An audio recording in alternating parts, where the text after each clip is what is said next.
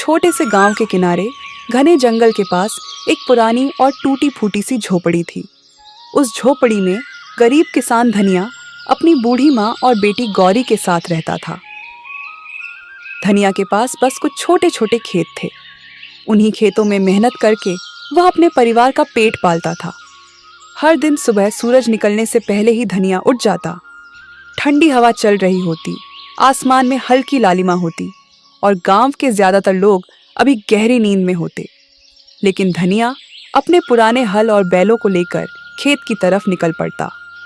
दरवाजे पर खड़ी उसकी माँ प्यार से कहती, बेटा धनिया, थोड़ा आराम भी कर लिया कर।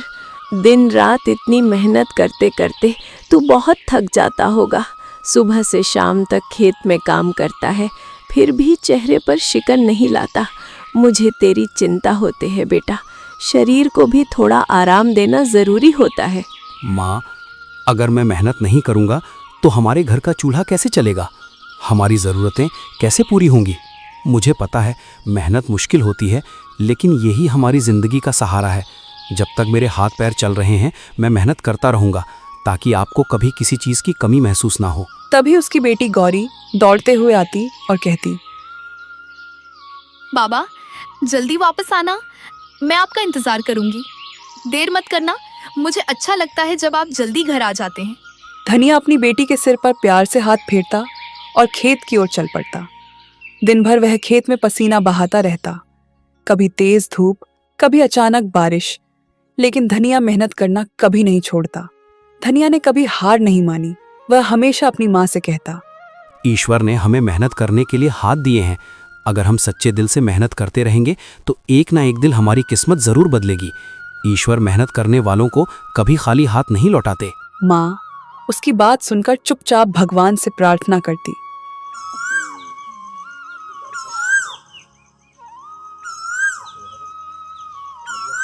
बाबा, आज मैं जंगल के किनारे से कुछ लकड़ियां लेकर आई हूँ, ताकि घर के काम में थोड़ी मदद हो सके।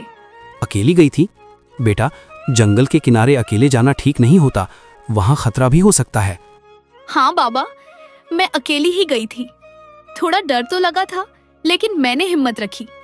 आप ही तो कहते हो कि डर के आगे हिम्मत रखनी चाहिए, इसलिए मैं बहादुर बनकर गई। धनिया थोड़ा चिंतित हो गया, क्योंकि गांव के लोग कहते थे कि जंगल के अंदर एक पुरानी गुफा है, जहां रात के समय अजीब अजीब आवाजें आती हैं। गांव वाले उस गुफा के पास जाने से डरते थे। बेटी, जंगल के अंदर ज्यादा मत जाना, वहाँ एक रहस्यमयी गुफा है।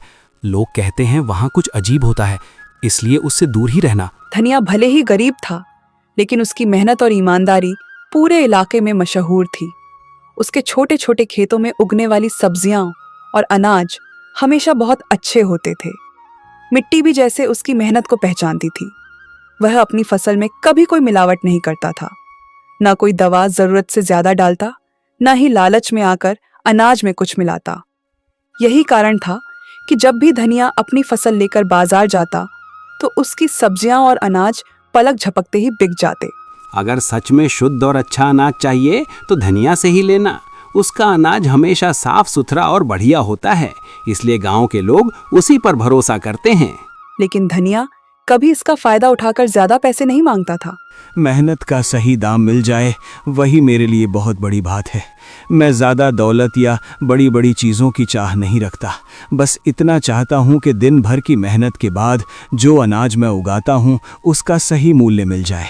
अगर मेरी मेहनत से मेरे घर का चूल्हा जल जाए और मेरे परिवार का पेट भर जाए तो मुझे लगता है कि मेरी मेहनत सफल हो गई।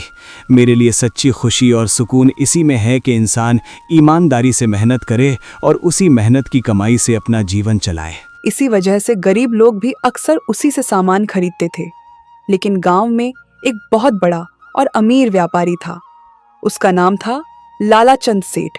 लालाचंद सेठ पूरे इलाके में अनाज और सब्जियों का बड़ा व्यापार करता था, लेकिन वह अक्सर मुनाफे के लिए मिलावट भी कर देता था और चीजों को बहुत महंगे दामों में बेचता था।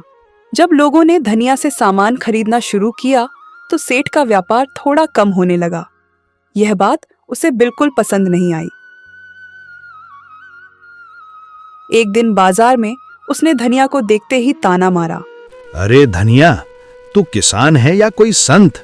हर बार इतना सस्ता माल बेच देता है, इसलिए लोग तुझे हल्के में लेने लगे हैं। लेकिन याद रख, इस बाजार में असली फैसला मेरा चलता है। अगर तुम मेरे हिसाब से अनाज नहीं बेचेगा तो तेरा माल कोई नहीं खरीदेगा। फिर देखना तेरे घर का चूल्हा कैसे जलेगा। सेठ जी, मैं तो बस इतना चाहता हूँ कि मेरी मेहनत का सही दाम मिल जाए। मैंने दिन भर खेत में मेहनत की है, पसीना बहा है। अगर उस मेहनत का थोड़ा सा भी सही मूल्य मिल जाए तो मेरे लिए वही काफ़ी है। मैं किसी को धोखा देकर या गलत तरीके से पैसा नहीं कमाना चाहता। मेहनत का सही दाम मिल जाए वही मेरे लिए बहुत बड़ी बात है। बहुत बड़ी बड़ी बातें करने लगा है तू।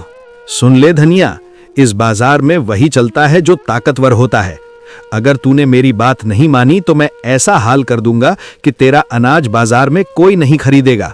फिर तू अपने घर बैठकर यही ईमानदारी की बातें करता रहना। बाजार में खड़े कुछ लोग यह सब सुन रहे थे। धनिया ने बस मुस्कुराकर अपनी फसल बेचनी जारी रखी। वह कभी किसी से झगड़ा नहीं करता था, लेकिन लालाचंद सेठ का गुस्सा दिन प्रतिदिन बढ़ता जा रहा था। कभी वह धनिया को सबके सामने नीचा दिखाने की कोशिश करता, कभी उसे गरीबी का ताना देता। फिर भी धनिया के चेहरे पर कभी शिकायत नहीं आती।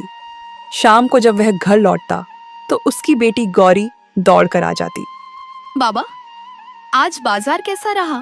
क्या आज अनाज अच्छे दाम में बिका या फिर लोगों ने पहले की तरह मोल भाव किया? अच्छा रहा बेटी, भगवान की कृपा से आज लगभग सारा अनाज बिक गया। लोगों ने भरोसे से लिया और मेहनत का ठीक ठाक दाम भी मिल गया। घर में कमाई भले ही कम थी, लेकिन उस छोटे से घर में सुकून और प्यार बहुत था। बूढ़ी माँ, बेटी गौरी और धनिया तीनों साथ बैठकर सादा खाना खाते और बातें करते। बेटा, ईमानदारी से कमाया हुआ थोड़ा सा धन भी बहुत सुख देता है। जब कमाई सच्चाई और मेहनत से होती है तो मन को सुकून मिलता है और इंसान चैन से जी पाता है। माँ, हमें जितना मिला है उसी में खुश रहना चाहिए। लालच करने से कभी सच्ची खुशी नहीं मिलती, लेकिन मेहनत और संतोष से जीवन आसान और सुखी बन जाता है।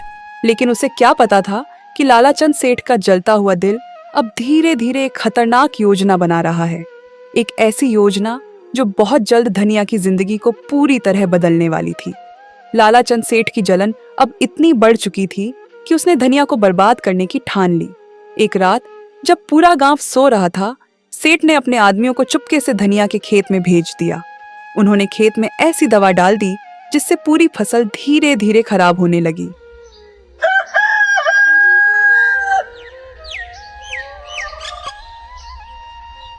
सुबह जब धनिया खेत पर पहुंचा तो उसकी आंखें फटी की फटी रह गईं। हरी भरी खड़ी फसल पीली पड़ चुकी थी। कई पौधे सूख गए थे। वह घुटनों के बल बैठ गया। हे ईश्वर, ये क्या हो गया? कल तक तो मेरी फसल बिल्कुल हरी भरी थी, हर पौधा लहलहा रहा था। मैंने कितनी मेहनत से इस खेत को सींचा था, दिन रात इसकी देखभाल की थी। फिर अचानक एक ही रात में सब कुछ कैसे बदल गया? मेरी सारी मेहनत, मेरी सारी उम्मीदें क्या सब यूं ही खत्म हो जाएंगी? इतने में गांव के कुछ लोग भी खबर सुनकर वहां आ गए। वे भी खेत की हालत देखकर हैरान रह गए और आपस में बातें करने लगे। ये अचानक कैसे हो गया? कल शाम तक तो ये खेत बिल्कुल ठीक था, फसल भी बहुत अच्छी दिख रही थी। एक ही रात में इतने सारे पौधे कैसे सूख गए? कहीं किसी ने जानबूझकर तो कुछ नहीं किया? धनिया को समझते देर नहीं लगी कि यह किसी की साजिश है। उसे तुरंत लालाचंद सेठ का ख्याल आया। अगर ये सब सेठ का किया हुआ है तो मैं चुप नहीं बैठूंगा। मेरी मेहनत की फसल को इस तरह बर्बाद करना कोई छोटी बात नहीं है। मैंने दिन रात मेहनत करके इस खेत को सींचा था, हर पौधे को अपने बच्चे की तरह संभाला था। मैं पंचायत में जाकर न्याय मांगूंगा और सबके सामने सच रखूंगा, ताकि जिसने भी ये अन्याय किया है उसे उसकी सजा मिल सके। यह बात धीरे धीरे पूरे गांव में फैल गई। जब यह खबर लालाचंद सेठ तक पहुंची तो वह एक पल के लिए घबरा गया, लेकिन चालाक सेठ ने तुरंत एक नई और खतरनाक साजिश सोच ली। अगली सुबह वह खुद ही गांव की पंचायत में पहुंच गया। गांव के बड़े बुजुर्ग वहां बैठे थे। सेठ ने ऊंची आवाज में कहा, मुझे पंचायत से न्याय चाहिए। मेरे साथ बहुत बड़ा अन्याय हुआ है और मैं चाहता हूं कि गांव के सामने इस बात का फैसला हो। क्या बात है सेठ जी, आप इतने गुस्से और परेशानी में क्यों हैं? खुलकर बताइए कि आखिर मामला क्या है। मेरी सोने की अंगूठी चोरी हो गई है और मुझे पूरा शक है कि वो अंगूठी धनिया ने चुराई है। वही कल मेरे घर आया था, उसके बाद ही अंगूठी गायब हुई है। यह सुनते ही पंचायत में सन्नाटा छा गया। उसी समय किसी ने धनिया को बुला लिया। धनिया अपनी बूढ़ी माँ और बेटी गौरी के साथ वहां पहुंचा। धनिया, सेठ कह रहा है कि उसकी सोने की अंगूठी तुमने चुराई है। क्या ये सच है? पंचायत के सामने सच सच बता दो ताकि सही फैसला हो सके। धनिया की आंखों में हैरानी और दुख दोनों साफ दिखाई दे रहे थे। इतने बड़े इल्जाम से उसका दिल टूट गया था। मुखिया जी, मैं गरीब जरूर हूँ लेकिन चोर नहीं हूँ। मैंने किसी की अंगूठी नहीं चुराई। मैं मेहनत से कमाने वाला आदमी हूँ। किसी की चीज पर बुरी नजर डालना तो दूर, ऐसा सोच भी नहीं सकता। मेरा बेटा ऐसा काम कभी नहीं कर सकता। मैंने इसे हमेशा ईमानदारी और मेहनत की सीख दी है। ये किसी की चीज चुराने वाला नहीं है। अगर धनिया सच बोल रहा है तो फिर उसके घर की तलाशी ले ली जाए। पंचायत के सामने उसके घर को अच्छे से देख लिया जाए। अगर वहां मेरी अंगूठी नहीं मिली तो मैं भी मान जाऊंगा कि धनिया बेगुनाह है। पंचायत के लोग एक दूसरे का चेहरा देखने लगे। कुछ देर सोचने के बाद मुखिया ने कहा, सच जानने का एक ही तरीका है।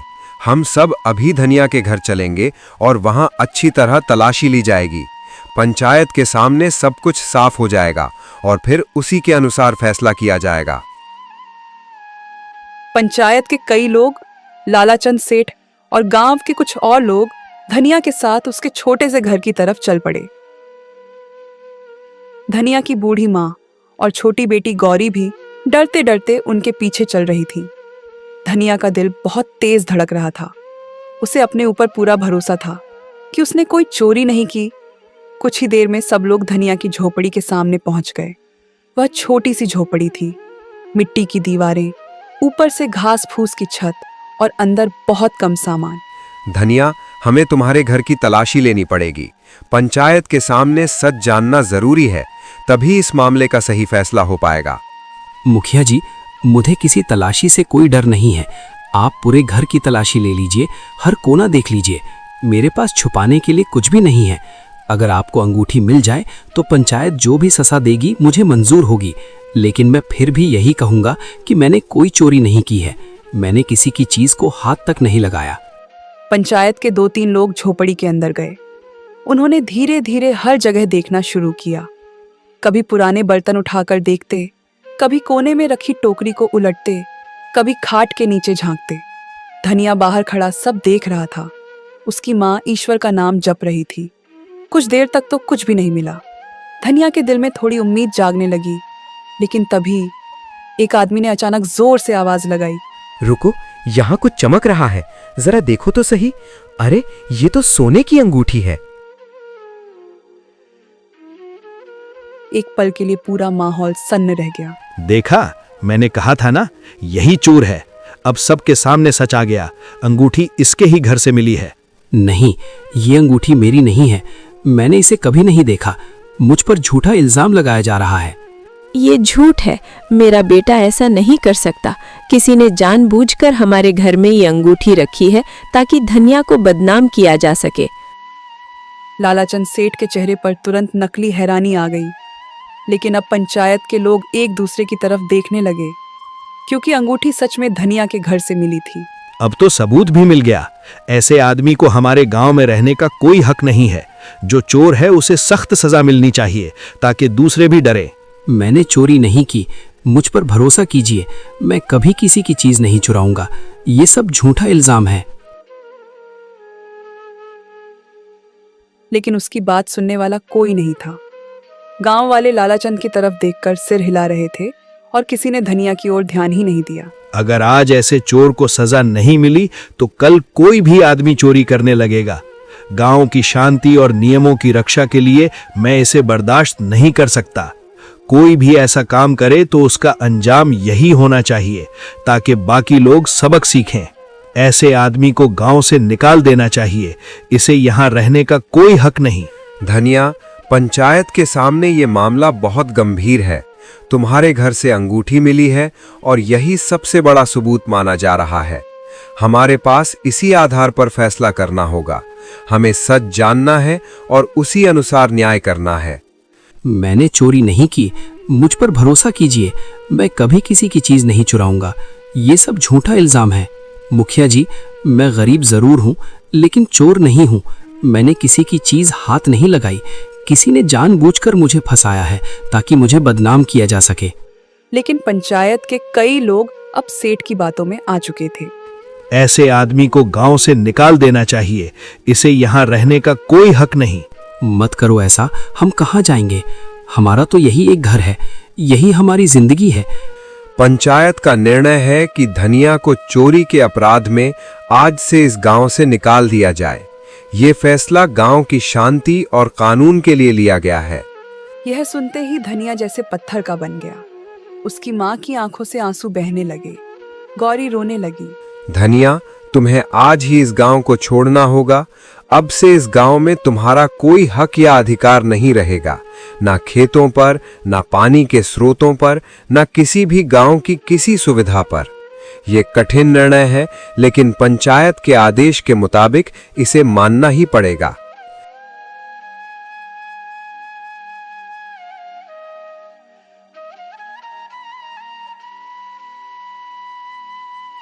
यह सुनकर धनिया ने एक बार पूरे गांव की तरफ देखा। वह वही गांव था जहां उसने बचपन बिताया था, जहां उसके पिता रहते थे, जहां उसने अपने खेतों में दिन रात मेहनत की थी। लेकिन आज उसी गांव से उसे एक चोर समझकर निकाल दिया जा रहा था। लालाचंद सेठ दूर खड़ा यह सब देख रहा था। उसके चेहरे पर एक हल्की संतुष्टि भरी मुस्कान थी, क्योंकि उसकी साजिश सफल हो चुकी थी। शाम होते होते धनिया ने अपनी झोपड़ी से थोड़े बहुत सामान बांध लिए। उसकी माँ और गौरी उसके साथ खड़ी थीं। तीनों धीरे धीरे गांव से बाहर निकलने लगे। सूरज ढल रहा था और सामने घना जंगल दिखाई दे रहा था।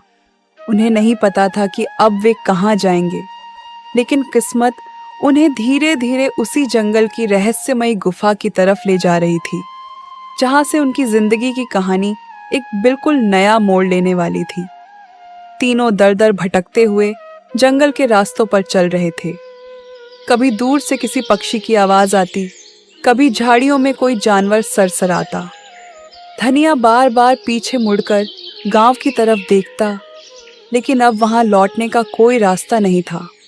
उसके दिल में एक ही बात बार बार चुभ रही थी। उसे गांव से निकाले जाने का उतना दुख नहीं था जितना इस बात का था कि उस पर चोरी का झूठा इल्जाम लगा दिया गया था।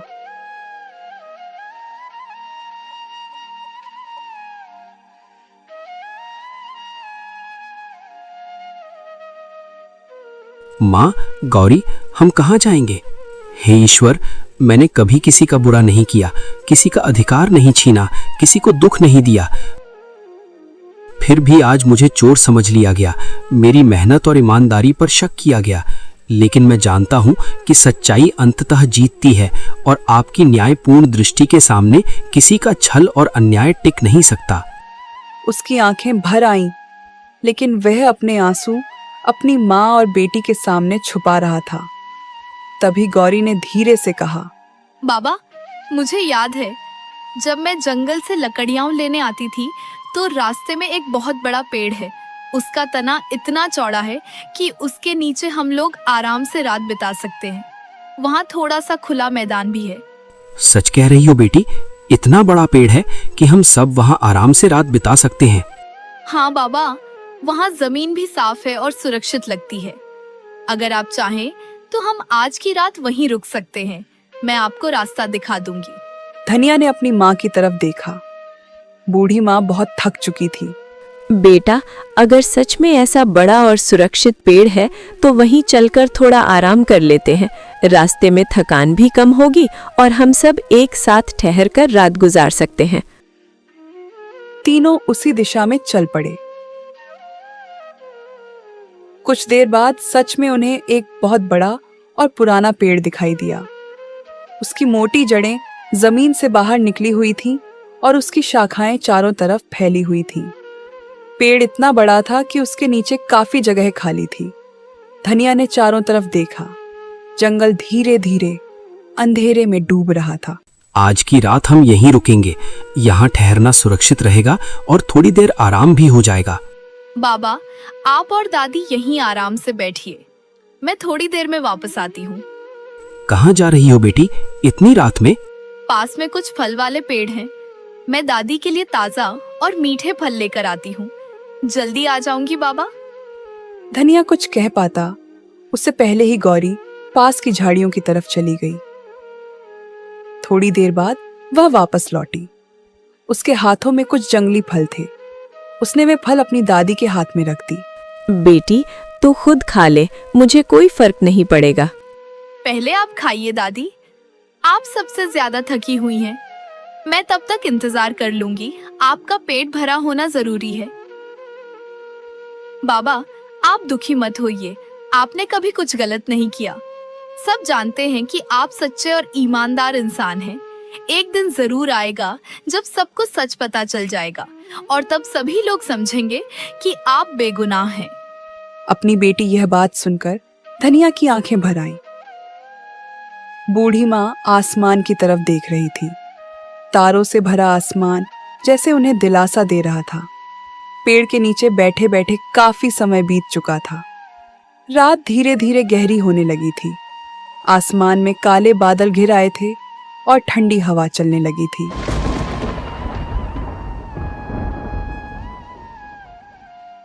अचानक बिजली चमकी और कुछ ही पलों बाद तेज बारिश शुरू हो गई। पहले तो हल्की हल्की बूंदें गिरने लगीं, लेकिन देखते ही देखते बारिश बहुत तेज हो गई।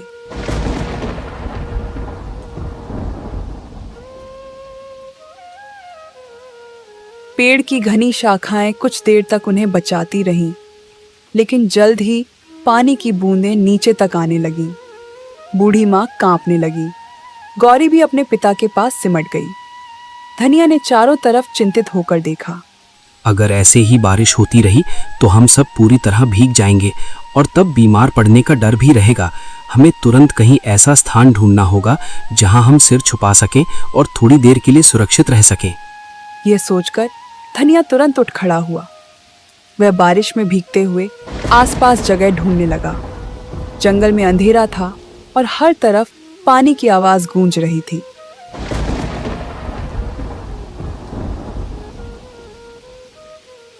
कुछ देर तक इधर उधर देखने के बाद अचानक उसकी नजर थोड़ी दूर पहाड़ी के पास बने एक अंधेरे से मुंह पर पड़ी। वह ध्यान से देखने लगा। बारिश की चमकती बिजली में उसे साफ दिखाई दिया। वह एक गुफा थी। धनिया जल्दी से अपनी माँ और गौरी के पास आया और बोला, चलो, मुझे सामने एक गुफा दिखाई दे रही है। वहां जाकर हम बारिश से बच सकते हैं और थोड़ा आराम कर सकते हैं। जल्दी चलते हैं, बारिश तेज हो रही है। तीनों जल्दी जल्दी उस तरफ चल पड़े। कुछ ही देर में वे उस गुफा के अंदर पहुंच गए। गुफा अंदर से काफी बड़ी थी। सबसे अच्छी बात यह थी कि गुफा के अंदर न तो पानी टपक रहा था और न ही तेज हवा आ रही थी। बाहर जोरदार बारिश हो रही थी, लेकिन गुफा के अंदर एक अजीब सी शांति थी, जैसे यह जगह उन्हें सुरक्षित रखने के लिए ही बनी हो। धनिया ने राहत की सांस ली। कम से कम आज की रात हम यहाँ आराम से गुजार सकते हैं। धीरे धीरे थकान के कारण तीनों वहीं बैठते बैठते सो गए।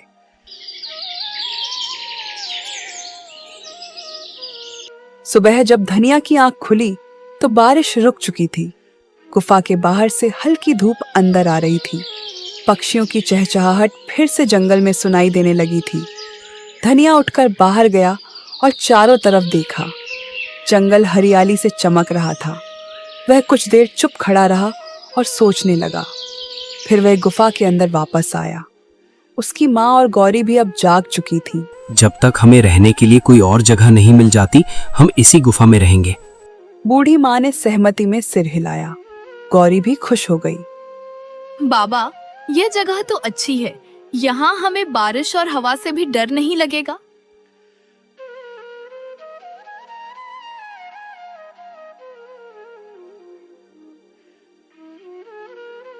दिन बीतने लगे।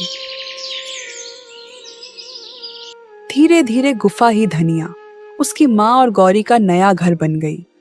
सुबह धनिया जंगल से लकड़ियां और फल लाता, गौरी गुफा के अंदर साफ सफाई करती और बूढ़ी माँ पास बैठकर ईश्वर का नाम जपती रहती।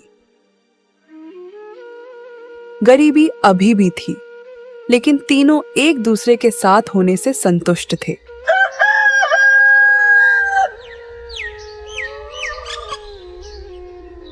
एक दिन सुबह गौरी गुफा के अंदर झाड़ू लगा रही थी।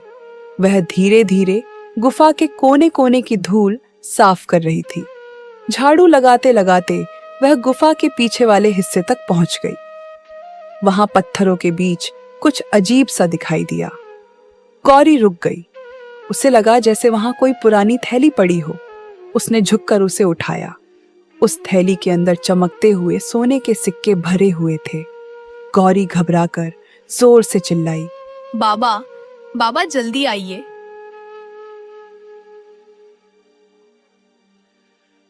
क्या हुआ बेटी?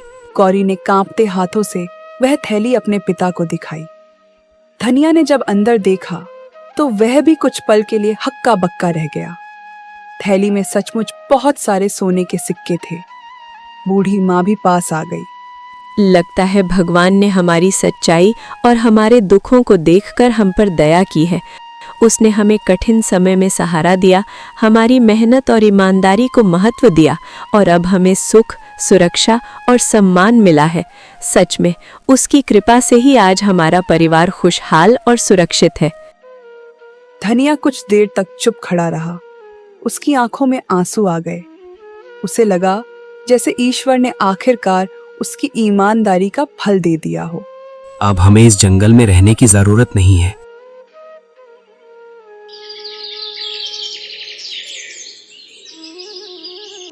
कुछ ही दिनों में धनिया ने उन सिक्कों में से थोड़ा सा इस्तेमाल करके पास के एक दूसरे गांव में छोटा सा घर खरीद लिया।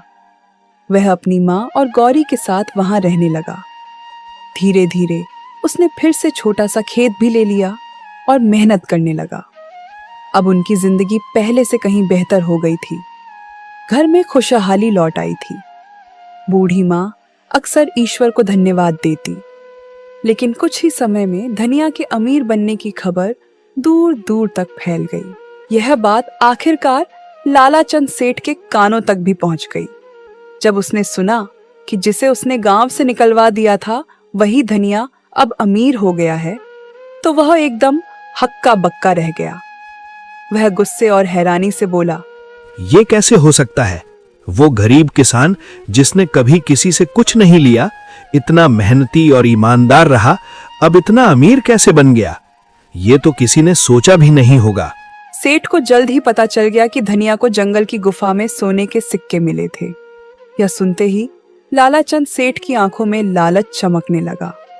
अगर सच में उस गुफा में सोने की सिक्कों की थैली मिली थी, तो इसका मतलब यह है कि वहां और भी खजाने छुपे हुए हो सकते हैं। शायद वो गुफा किसी पुराने राजाओं या अमीर व्यक्तियों का खजाना रही हो। अगर मैं जल्दी ही वहां पहुंचूं और सारी चीजें खोज लूं, तो मैं भी अमीर बन सकता हूं। हाँ, यही मौका है जो कभी दोबारा नहीं मिलेगा। इस बार मैं किसी को रोकने नहीं दूंगा और खुद ही सब कुछ अपने नाम कर लूंगा। लालच से भरा हुआ सेठ उसी समय जंगल की तरफ निकल पड़ा। वह जल्दी जल्दी उस गुफा के पास पहुंचा जहां कभी धनिया रहा करता था। गुफा अब शांत और खाली थी। सेठ की आंखों में लालच साफ दिखाई दे रहा था। वह तेजी से गुफा के अंदर जाने लगा। उसे बस एक ही चीज चाहिए थी, खजाना। लेकिन उसे यह नहीं पता था कि लालच में उठाया गया उसका यह कदम उसकी जिंदगी का सबसे बड़ा सबक बनने वाला है। वो मन ही मन सोच रहा था, अगर धनिया को यहाँ सोने के सिक्के मिले थे, तो जरूर यहाँ और भी खजाना होगा। लालच में वह गुफा के अंदर और गहराई तक जाने लगा। कुछ देर बाद अचानक उसकी नजर एक पत्थर के पीछे पड़ी एक पुरानी थैली पर गई। सेठ जल्दी से वहां दौड़ा। उसने थैली उठाकर खोली और जैसे ही अंदर देखा, उसकी आंखें चमक उठी। उस थैली में भी सोने के कई सिक्के भरे हुए थे। आज तो मेरी किस्मत खुल गई। आखिरकार मेहनत और भाग्य दोनों मेरे साथ हैं। अब मैं वही कर सकता हूं जो हमेशा चाहता था, इतना धन जमा करूं कि कोई मुझसे टक्कर भी न ले सके। सेठ खुशी से हंस पड़ा। उसने जल्दी से वह थैली हाथ पर रख ली। अब वह गुफा से बाहर निकलने के लिए मुड़ा, लेकिन जैसे ही वह आगे बढ़ा, उसे अचानक एहसास हुआ कि उसे बाहर जाने का रास्ता समझ नहीं आ रहा था। गुफा के अंदर कई छोटे छोटे रास्ते थे। सेठ एक रास्ते पर गया, फिर वापस लौटा, फिर दूसरे रास्ते पर गया, लेकिन हर रास्ता उसे फिर उसी जगह पर ले आता। धीरे धीरे शाम होने लगी। सेठ घबराने लगा। वह तेजी से इधर उधर भागने लगा, लेकिन उसे गुफा से बाहर निकलने का रास्ता नहीं मिल रहा था। पहला दिन बीत गया। दूसरे दिन भी सेठ उसी गुफा में भटकता रहा। उसके पास खाने को कुछ नहीं था। प्यास और डर से उसकी हालत खराब होने लगी। तीसरा दिन भी गुजर गया। अब सेठ पूरी तरह थक चुका था। वह एक पत्थर के सहारे बैठ गया। उसके मन में अचानक एक ख्याल आया। वह धीरे धीरे खुद से बोलने लगा, शायद यही मेरे लालच की सजा है। मैंने सिर्फ अपना फायदा सोचा और दूसरों की परवाह नहीं की। अब ये सोना मेरे हाथों में है, लेकिन ऐसा लग रहा है जैसे ये मुझे बंधक बना रहा है। शायद जब तक मैं इसे पकड़े रहूंगा, तब तक मैं इस गुफा से बाहर नहीं निकल पाऊंगा। ये खजाना मेरे लिए वरदान नहीं, बल्कि एक फंदा बन गया है, और अब मुझे इसका सामना करना ही पड़ेगा। कुछ पल सोचने के बाद उसने वह सोने की थैली जमीन पर रख दी। फिर धीरे धीरे पीछे मुड़ा और बिना उस थैली को उठाए तेजी से आगे बढ़ने लगा। कुछ ही देर बाद अचानक उसे दूर से हल्की रोशनी दिखाई दी। वह उसी दिशा में भागा और कुछ पलों बाद वह गुफा के बाहर पहुंच गया। ताजी हवा उसके चेहरे से टकराई। सेठ जमीन पर बैठ गया और जोर जोर से सांस लेने लगा। उसकी जान में जान आ गई थी, लेकिन उसी समय उसके दिल में भारी पछतावा भी होने लगा। वह सोचने लगा, अगर मैंने लालच में आकर धनिया के साथ गलत नहीं किया होता, तो आज मुझे ये दिन नहीं देखना पड़ता। अगर मैंने उसकी मेहनत और ईमानदारी का सम्मान किया होता, उसे गांव से नहीं निकाला होता, तो शायद मैं आज इस गुफा में फंसा नहीं होता। मेरी अपनी लालच और अधूरी चालाकियों ने मुझे यहां तक पहुंचाया है। अब समझ आया कि दूसरों के अधिकारों की चोरी करके कोई कभी सच्ची खुशी या अमीरी हासिल नहीं कर सकता। अब उसे समझ आ चुका था कि लालच इंसान को अंधा बना देता है, और कभी-कभी वही लालच इंसान को ऐसी मुसीबत में डाल देता है जहां से निकलना बहुत मुश्किल हो जाता है। लालाचंद सेठ धीरे धीरे गांव की तरफ लौटने लगा, लेकिन इस बार उसके मन में खजाने का लालच नहीं, बल्कि अपनी गलती का पछतावा था। कुछ समय बाद पूरे गांव में धीरे धीरे यह बात फैल गई कि धनिया पर लगाया गया चोरी का इल्जाम झूठा था। गांव के कुछ पुराने बुजुर्ग और लोग, जिन्होंने सब देखा था, अब मुखर होकर कहने लगे, धनिया तो हमेशा ईमानदार और मेहनती रहा है। उसने कभी किसी का फायदा नहीं लिया, हमेशा अपने पसीने की कमाई से घर चलाया। हमें ये नहीं भूलना चाहिए कि सच्चाई और ईमानदारी ही असली ताकत हैं। अब समय है कि हम उसका सम्मान वापस दें, उसे सही जगह और उसका हक लौटाएं। जिसने भी उसके साथ अन्याय किया, उसे समझना चाहिए कि सच का सामना करना ही पड़ता है। इस बात का पता पंचायत तक पहुंच गया। सभी सरपंच और पंचायत के लोग, जिन्होंने पहले फैसला सुनाया था, अब खुद जाकर हालात की जांच करना चाहते थे। एक दिन गांव के मुख्य सरपंच अपने कुछ भरोसेमंद आदमियों के साथ पास के गांव में जाकर धनिया के नए घर पहुंचे। वे चाहते थे कि धनिया को वापस गांव बुलाया जाए और उसे उसका सही सम्मान लौटाया जाए। धनिया, हम जानते हैं कि तुम्हारे साथ बहुत बड़ा अन्याय हुआ है। हमने अब सब कुछ देखा और समझा है। कृपया गांव लौट आओ। हम तुम्हें सम्मान देंगे, तुम्हारा हक वापस करेंगे और सभी अपनी गलतियां मानेंगे। तुम्हारे बिना ये गांव अधूरा है। लेकिन धनिया ने शांत और दृढ़ स्वर में जवाब दिया, मुखिया जी, मैं आभारी हूँ कि आप सच को जानने और मेरे पक्ष में खड़े होने आए, लेकिन मैं अभी इस गांव को नहीं छोड़ सकता। ये गांव ही वो जगह है जिसने मुझे मदद दी, मुझे यहाँ सम्मान दिया और मेरी माँ और बेटी के लिए एक सुरक्षित ठिकाना बनाया। यहाँ की मिट्टी, यहाँ के लोग और यहाँ की मेहनत मुझे जोड़ती है। जब तक मैं यहाँ हूँ, मैं इस गांव को नहीं छोड़ूंगा और अपनी मेहनत और ईमानदारी से इसे और भी बेहतर बनाने की कोशिश करूंगा। धनिया की यह बात सुनकर सरपंच कुछ पल के लिए चुप रह गए। फिर उन्होंने धीरे धीरे सिर झुकाया और स्वीकार किया। धनिया, हम तुम्हारे फैसले का पूरी तरह सम्मान करते हैं। तुम्हारे फैसले में तुम्हारी समझदारी और धैर्य झलकता है और इस बार हमें यह भी सुनिश्चित करना होगा कि लानाचंद सेठ को उसके किए का उचित दंड दिया जाए, ताकि वो और किसी के साथ ऐसा अन्याय ना कर सके और सबको ये संदेश मिले कि जो भी ईमानदारी और मेहनत के रास्ते पर चलता है उसका हक कभी दबाया नहीं जा सकता। गांव लौटकर पंचायत ने फैसला सुनाया। लालाचंद सेठ को जुर्माने के रूप में दंडित किया गया और उसे गांव से हमेशा के लिए निकाल दिया गया। सब लोग इस फैसले से संतुष्ट हुए। अब धनिया के नाम पर फिर से सम्मान और भरोसा लौट आया। गांव के लोग खुश थे कि सच्चाई हमेशा जीतती है।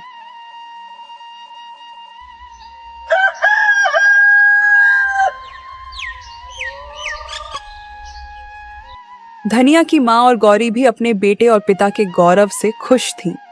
धनिया अब अपने गांव में सुरक्षित और सम्मानित रह सकता था। वह जानता था कि ईमानदारी और मेहनत का फल देर से सही लेकिन निश्चित रूप से मिलता है। गौरी अपने पिता की ओर देखकर मुस्कुराई और बोली, बाबा देखो, सच की जीत हमेशा होती है, चाहे कितनी भी मुश्किलें आइए।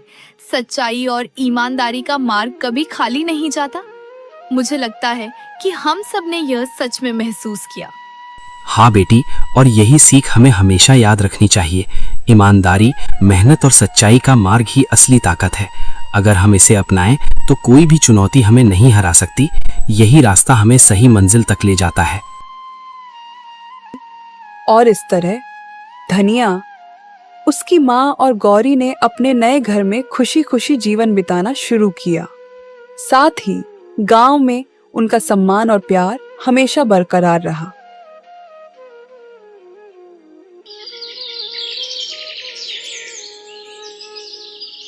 धनिया, उसकी माँ और गौरी अब अपने छोटे से घर में सुरक्षित और खुशहाल जीवन बिता रहे थे। घर में चारों तरफ हल्की धूप और हरियाली की खुशबू थी। बाबा देखो, अब हमारे पास अपना घर है और हम पूरी तरह सुरक्षित हैं। मैं बहुत खुश हूँ कि हम सब साथ हैं और अब डर नहीं लगता। हाँ बेटी, ये सब तुम्हारी हिम्मत, समझदारी और सच्चाई की वजह से संभव हुआ। हमारा घर अब सिर्फ ईंट पत्थर का नहीं रह गया है, ये प्यार, विश्वास और ईमानदारी का घर बन गया है। यहाँ हर कोना हमारी मेहनत और अच्छाई की गवाही देता है। बेटा, तुमने हमेशा मेहनत और ईमानदारी को चुना। आज यही हमें सबसे बड़ी खुशियां दे रही हैं। तुम्हारे कारण हमारा परिवार सुरक्षित और खुशहाल है। गौरी, याद रखना, किसी भी मुश्किल में डरना नहीं, हमेशा सच का साथ देना और नेक दिल रहना, यही हमें सही रास्ता दिखाता है और हर संकट में हमारी मदद करता है। हाँ बाबा, मैं हमेशा सच और ईमानदारी का मार्ग चुनूंगी। हम सब मिलकर इस घर को खुशियों, प्यार और सुरक्षा का घर बनाए रखेंगे। आज हमारे घर में सिर्फ सुख और प्यार है। अब हम कभी किसी झूठ, लालच या डर से परेशान नहीं होंगे। हमारी मेहनत, सच्चाई और हिम्मत हमें हमेशा मजबूत बनाए रखेगी। घर के चारों कोनों में खुशियों की गूंज थी। खिड़कियों से हल्की हवा आती और पक्षियों की चहचहाहट घर में संगीत की तरह गूंजती। गौरी अपने पिता के पास बैठकर मुस्कुरा रही थी। धनिया अपने खेत और घर की ओर देखकर संतोष महसूस कर रहा था और उसकी माँ दोनों के बीच बैठकर शांत और गर्वित थी। अब उनके जीवन में सच्चाई, मेहनत और ईमानदारी का फल हर रोज दिखाई देता था और यह घर हमेशा खुशियों और प्यार से भरा रहता। धनिया ने साबित कर दिया कि सच्चाई और ईमानदारी कभी हारती नहीं। समय चाहे जितना कठिन क्यों ना हो, अंत में जीत हमेशा सच की ही होती है। आपको ये कहानी कैसी लगी कमेंट करके बताइए। धनिया के नाम 2 प्यारी से लाइंस जरूर लिखें।